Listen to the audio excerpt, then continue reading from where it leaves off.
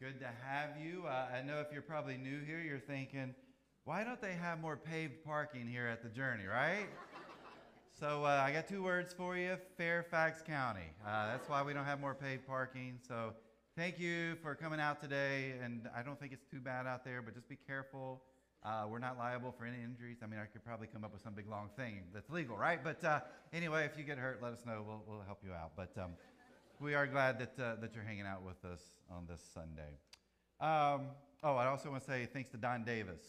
Don spent basically 2 days here. Yep, let's hear it for Don. I think he's downstairs working with kids right now, but he spent 2 days clearing stuff and getting us ready so we can be here this morning. So we really appreciate that. If you know Don, tell him thank you.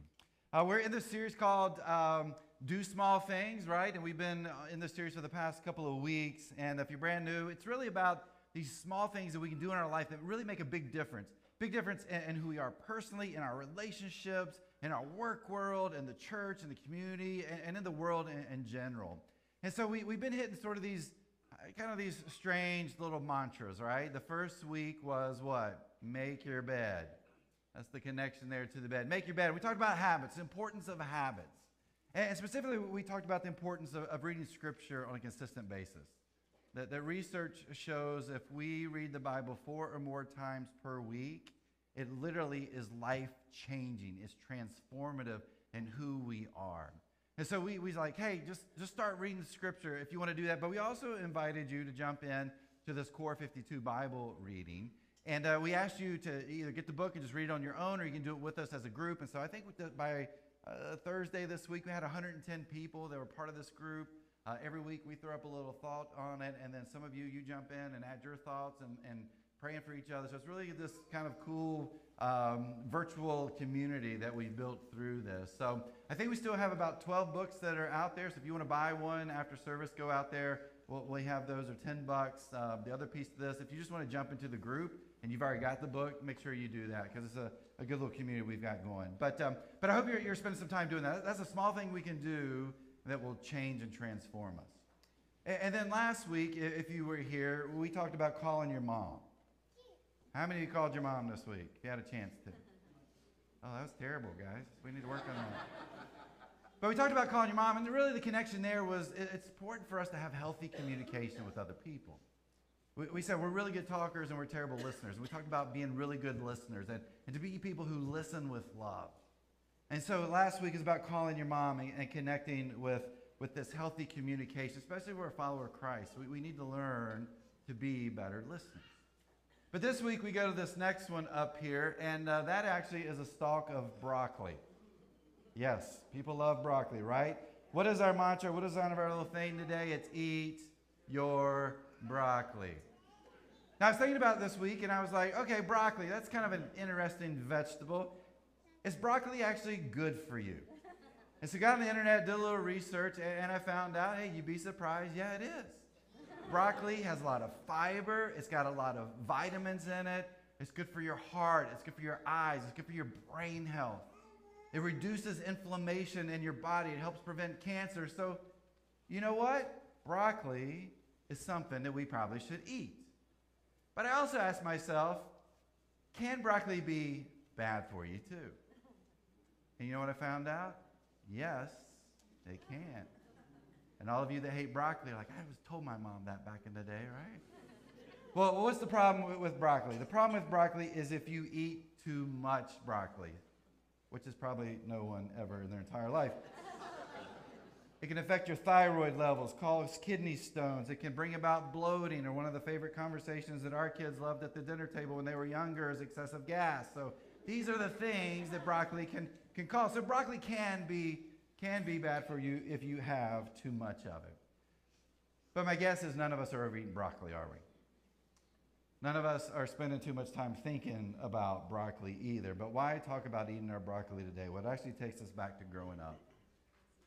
We sit down at dinner, and our parents would bring food and set it on the table, and there may be a meat there, and probably a starch that was potatoes of some sort, or maybe pasta like macaroni and cheese, but then there'd be that green stuff. There'd usually be that broccoli there. And what would you say as a kid?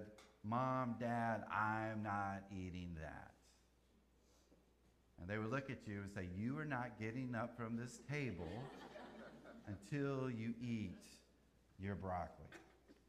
Now, I'm not going to spend the time talking about how much we should eat broccoli or what broccoli should be cooked or the way it should be cooked. That's not what we're focusing on. What I want to focus on is that time together there at the table. Because there's something powerful about times that we spend sitting around the table with other people. And so that's what we're going to spend the rest of our time talking about today, how sitting around the table and spending time with people is important to our personal lives, it's important to our relationships, it's important to the church, it's important to our community, and I believe it's even important to our world. But why is sitting around the table so important? So let me share with you a few ideas of why I think this is important. Here's the first thing I would say is the table is the place we connect with others. Think about it. You sit down at a table, and what do? You usually eat together, right? There's some kind of meal or some kind of food or drink that's there, and you're eating, partaking together. You're spending this time together, but you're doing something else. What are you doing? You're talking.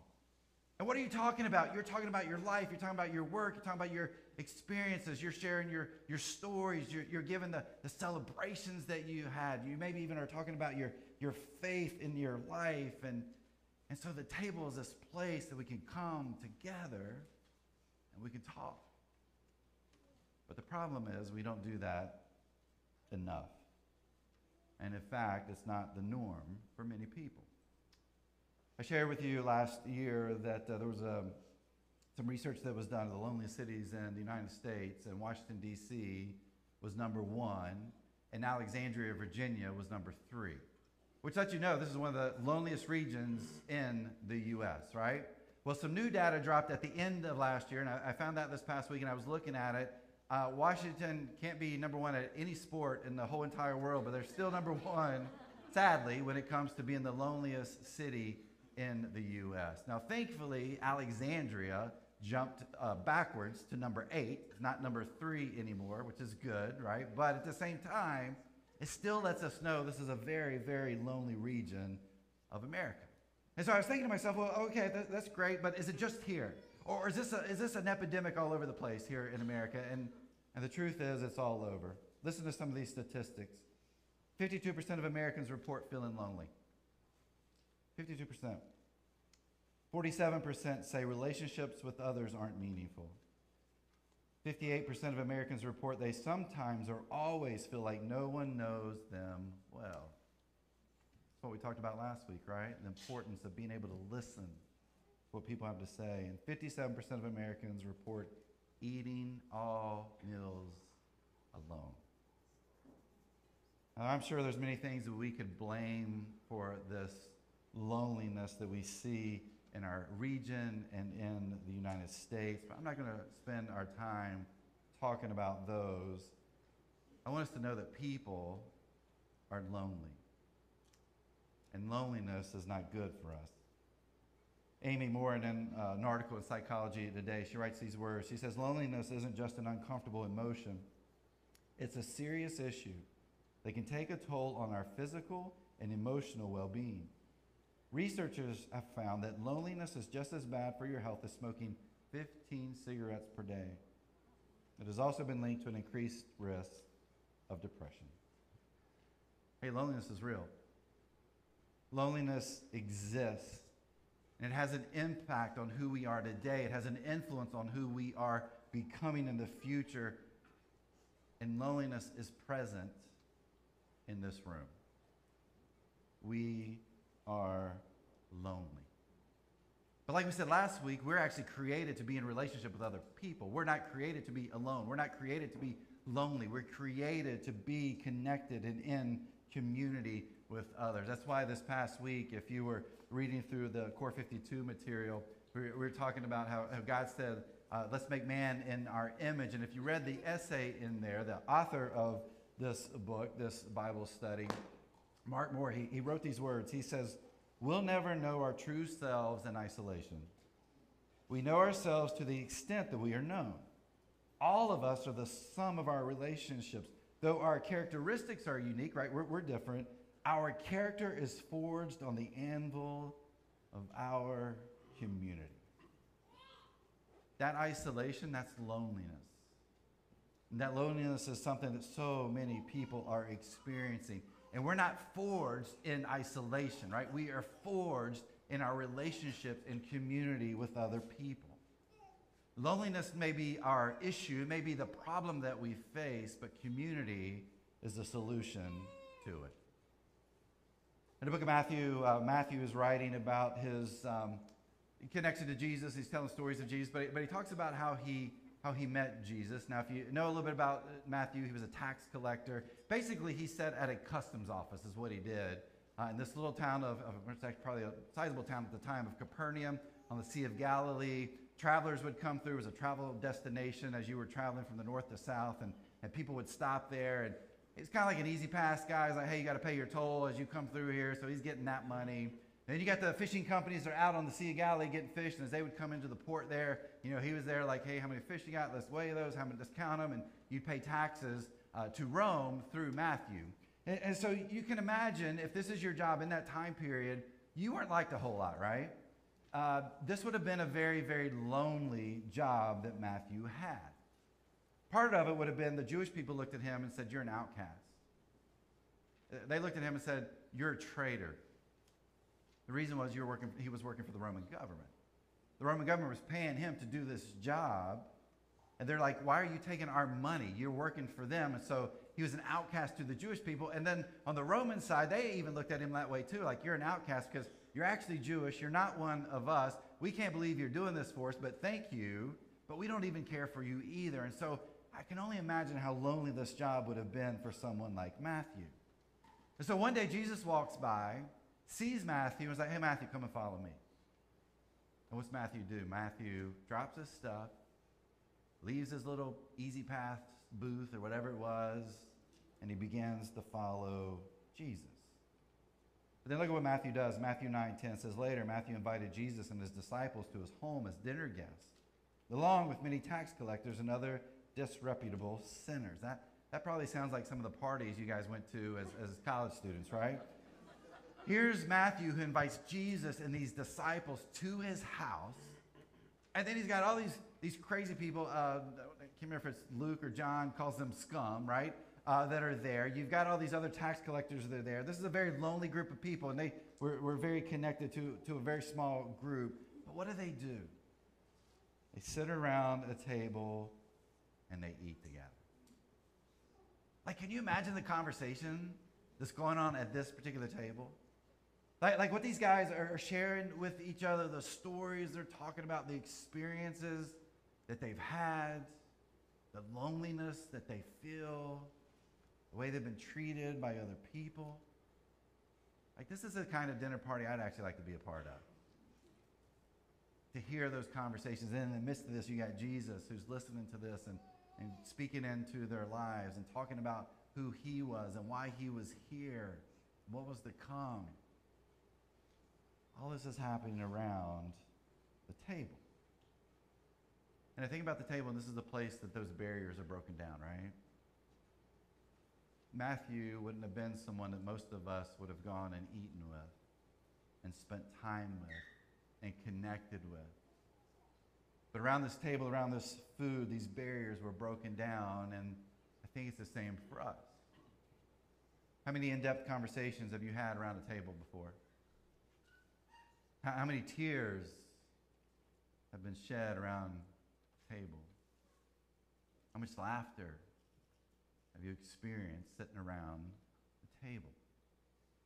There's something powerful about us being together, eating and joining together around a table where that community is forged because we connect in that space.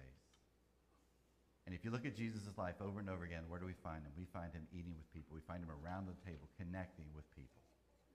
And so the table is an amazing place to make those connections. But I also say this, the table is a place where we share our brokenness. As we build relationship with other people, as we spend this time around the table, as those barriers begin to come down, we begin to open up about who we are. We begin to tell more about the person we are, what we've experienced, that brokenness that we've experienced in our life. It almost becomes like this safe place where we can come together and to share our hurts and to share our pains and to share those struggles, to be reminded of where we've been, and hopefully better yet, where we are now, and to share how we've gotten to this new place in our life. There's something about being around the table that's powerful when it comes to our brokenness. In the book of John, we have it's actually at the end, Jesus has resurrected. And Jesus has been making appearances and showing up in people's lives. And we find there's these 7 disciples, and they go to the Sea of Galilee, and they decide to get in their boat and go fishing one night. Now, we don't really know why they do this. One thought is they had given up. Like, it doesn't seem like Jesus is doing anything, God's doing anything. This is the only thing we know to do, so let's go fishing. And so maybe that's one of the reasons they went to go fishing. Could have been that they were just so overwhelmed by everything that they've experienced in the days prior, but the 3.5 years or 3+ years that they spent with Jesus, and they're just like, man, let's just go do something we know to do.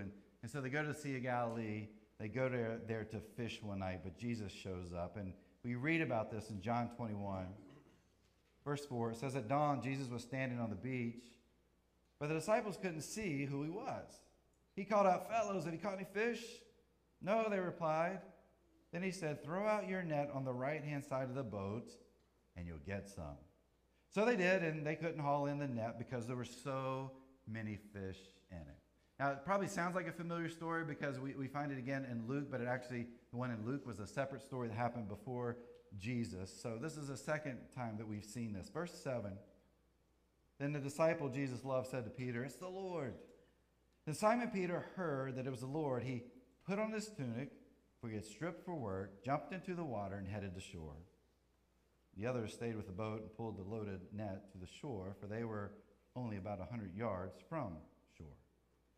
Now, first let me say, I know some of you are stuck on that he had stripped for work, right?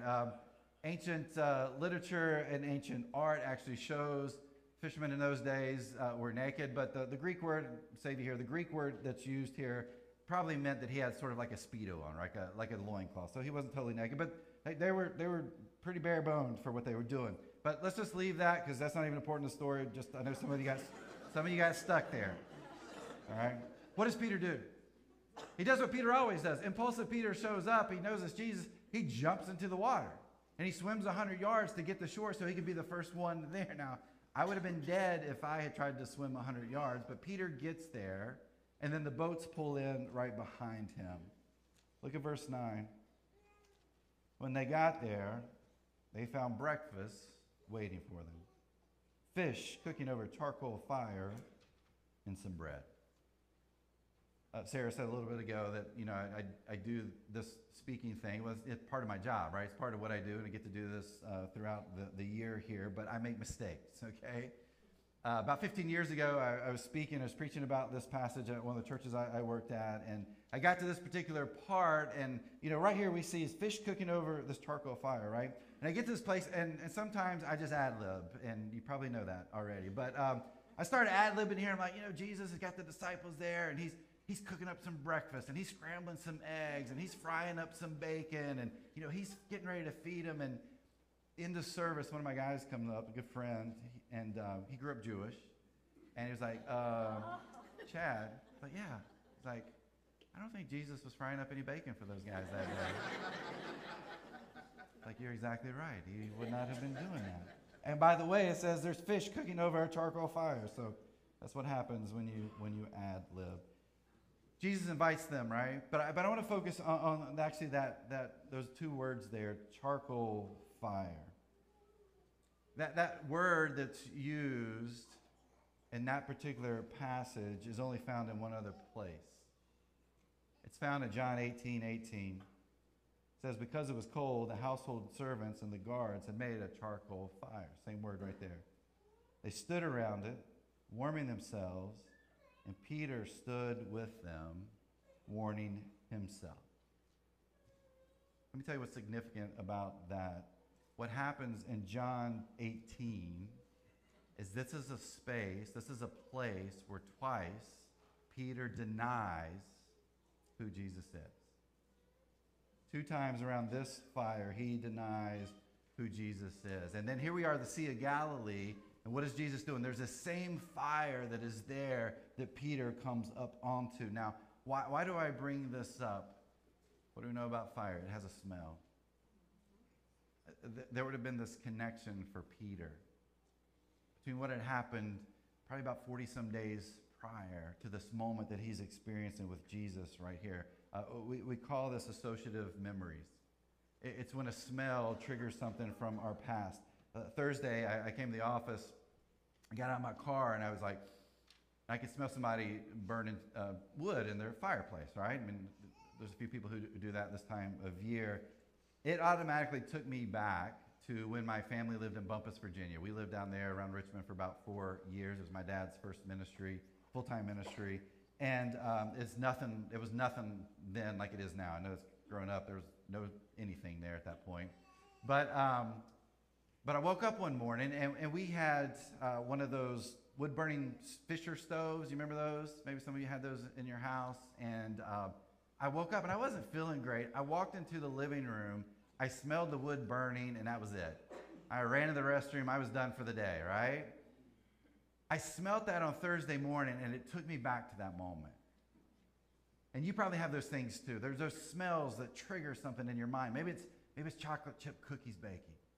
You're like, oh man, that's what Grandma's house used to smell like. Or for me, it was if I smell mothballs, it reminds me of my grandparents' house. Maybe for you, it's the same.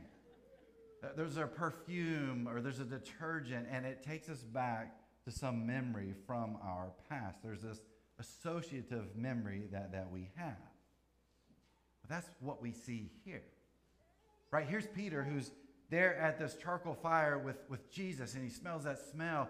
I know it takes him back to that moment, or those moments where he denied Jesus. I bet he experienced that brokenness again. I bet he experienced that shame that was still lingering there from what he did days prior to this moment. And yet here we are at the end of John, and we find him there around this fire, and they're eating this fish together. And Jesus says this in verse 12, says, now come and have some breakfast. It's almost like Jesus is saying, hey, Peter, like I forgive you. Like I know you know what happened. I know what you experienced. I know what you did, but here we are together. It's like Jesus invites him into this moment, into this space together. And in many ways, it's saying, hey, Peter, I'm your redemption. I'm your hope for who you are. You were lost and you were broken, but I am here for you. And all of that happens around that food, right? Around this idea of this table. And maybe for you and I, that's what the table needs to be. A place where we can bring that brokenness ourselves, or we can bring some of that shame that maybe is still there from our past, that we can bring that pain and those struggles and the hurts and the tensions, and here's this space that we can come together around the table and say, this is where I've been, this is where I am, this is what I'm experiencing. Here's this brokenness. And in those moments, we can share the hope of Jesus. Which leads me to the last thing here that I think is important about the table. It's the place where we give to others. I want you to think about that a second. When you invite somebody over to your house, even if you don't go sit around the table, do you tell them like, hey, I want you to come to my house, but I'm not going to give you any food, nor going to give you anything to drink, so don't ask and don't bring anything with you, right? Like somebody walks in the house, what is the first thing you say? Can I get you a drink? Hey, you got some food. Hey, we're going to eat dinner. Let's sit down, or whatever it may be. There's something we give them, something tangible that we give them. And we do that because it kind of lightens the atmosphere. It'd be really weird if you just show up at somebody's house, they don't offer anything, you just sit around, right? I mean, we could do that, but that's not the norm. We give them something when they show up in our home. What if we saw the table as a place that we have to give to others? And I'm not just talking about some food. I'm not just talking about a drink. I'm talking about something more. What if that's the place we helped give hope to people? What if we saw the table as this place that was a part of, if you're a follower of Jesus, it's part of your mission to reaching people that are far from God. That's why I love these words from a pastor. His name is Barry Jones. He says, perhaps before we invite people to Jesus or invite them to church, we should invite them to dinner. Now, I don't suggest a plate of broccoli, okay? But there's something to that, right? I see that and I think, man, what if that is how we viewed our table. That this is the place that we get to say, hey, let me tell you what hope is. Let me listen. Again, last week, let me listen to you. And as I listen, man, I just want to be able to let you know what hope looks like for you in your life. Probably the most famous dinner, food, table event that we have is the Last Supper. That meal was connected to the Passover celebration in that day, and it was really a celebration of what had taken place when the Egyptians, through God leading Moses, brought the Israelites out of Egypt to freedom. Right, got them out of slavery, brought them to freedom. And so the Passover celebration was all about that. Well, Jesus is bringing his disciples together for this dinner. Look at Matthew 26:17. It says, on the first day of the festival of unleavened bread, the disciples came to Jesus and asked, where do you want us to prepare the Passover meal for you? Now my guess is for these disciples, they think it's just like a normal ho-hum Passover dinner. Right? We're just going to do this thing, and we're going to get together, and we're going to kind of go through this little ritual and routine that we do for the Passover dinner, and once we get done with that, we'll just kind of go about our lives. But there's something more that's going to happen on this particular night. There's a bigger purpose behind it than just that celebration. In fact, if you look in the book of John, there are 5 chapters that are all about the Last Supper, chapters 13 through 17. But I love how N.T. Wright puts it. He's an author, pastor, theologian. He put it this way. He said, when Jesus himself wanted to explain to his disciples what his forthcoming death was all about, he didn't give them a theory. He gave them a meal. 3+ years these disciples had spent with Jesus. And it's in this moment, in this meal together that he shares with them what's getting ready to happen. It's like we spent this time together. This is why I am here. And I am this hope. I am this hope that you need. I am this hope that the Jewish people need. I am the hope that this world needs. And he shares that with them over this meal. Now, it's not until much later that they sort of figure this out, right? In fact, we go back to what we read in John 21. Why are they going fishing? Maybe they're just kind of lost that hope for a little bit. But they finally grasp it if you look in the book of Acts. We're searching for something, and Jesus says, what you're searching for is me. You're looking for the hope that comes from me. Again, I wonder if we should not look at our table in the same way. That is a place where you and I get to help give hope to someone else. That at the table, as we sit there, we give hope to someone who's lost their job. We give hope to someone who's just been delivered their divorce papers. We give hope to someone who has a child who is dying of cancer. We give hope to someone who has a loved one that has passed away unexpectedly. We give hope to someone who can't stop drinking. We give hope to someone where gambling has taken over their lives. Could it be the table is the place where we get to share the hope of Jesus with others? I know it's a pretty simple metaphor, if you will, but around the table we build and strengthen and are forged in community and those relationships. And we get to share our stories and our hopes. We get to share our brokenness and our pains. And in that place, we also have the opportunity to give hope. Hope that comes from knowing and following Jesus. And maybe if you and I looked at the table that way, we could understand it like this. Maybe God created us to eat, not to nourish our bodies, but to nourish our souls. What if the nourishment we're supposed to get is not from the food we eat, but it's deeper than that, because of who we are in Christ? And maybe the table is the place that God changes and transforms us as we give the hope of Jesus to others, and our souls are nourished. Which leads me to finish this up with a couple of challenges. My first challenge would be eat your broccoli. Take time to eat some healthy stuff, right? It's good for you. You got a new year, throw a couple of broccoli in there, put some cheese on it, right? If you got to do that. I think it negates the broccoli, but at least you feel better about yourself. But the second thing is really the main challenge, and that is to invite people to eat with you at your table. And it may be some people you know, but chances are they're neighbors you're connected to. I can think of some that we have right now, and we talk about like we should have them over, and we just haven't done it. And maybe you've got neighbors like that, or coworkers, or friends, or whatever it may be. You know people. You know people that are just looking to get connected. You probably know some people that are lonely. And we just love to be able to sit down and to eat with you and to speak with you and just to connect with you around the table. And so my challenge for us this week, as we go into this new week, is over the next 7 days, I want you to think of somebody in your life that you need to invite to be around your table. That you can spend some time with, that you can invite over to eat together, to have some coffee, whatever it may be, but just some time to spend with them. And not to tell your story and not to share all your junk with them, but to just stop and listen.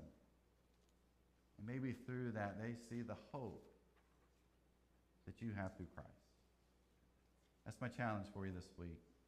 There's another challenge for you also if you're not part of our neighborhood groups. Hey, there's always food at our groups, okay? I don't know of a group that doesn't do food, but there's something about food. We tell our group leaders and hosts, like, you got to have food. Food breaks down barriers. People start talking, and they don't even think about what they're saying. They just share everything. So we invite you to be in groups. If you're not in groups, we invite you to jump into our groups. We've got our team out there in the lobby after our service. You can go in there, and you can ask questions. Some of our groups are closed because they're full, but we still have some that are open. Just take a chance. And if you're not in a group, I challenge you to jump in one. They finish up at the beginning of May, middle of May. You're not stuck in this for the whole year. But there's something beautiful about being together. And those groups don't always meet around a table. They might meet in the living room, but there's something about being forged in community together, where we get to share the hope of Jesus with each other. And so I challenge you to do that as we begin this year.